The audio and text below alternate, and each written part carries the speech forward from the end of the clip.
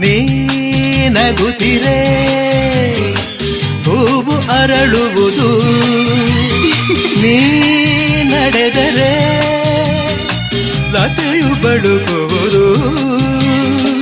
ಪ್ರೇಮ ಗೀತೆ ಹಾಡಿದಾಗ, ಪ್ರೇಮ ಗೀತೆ ಹಾಡಿದಾಗ ಕೋಗಿಲೆ ಕೂಡ ನಾಚುವುದು.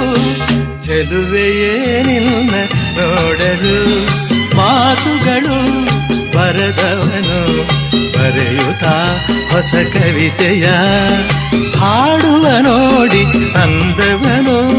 ಚೆಲುವೆಯೇ ನಿನ್ನ ನೋಡಲು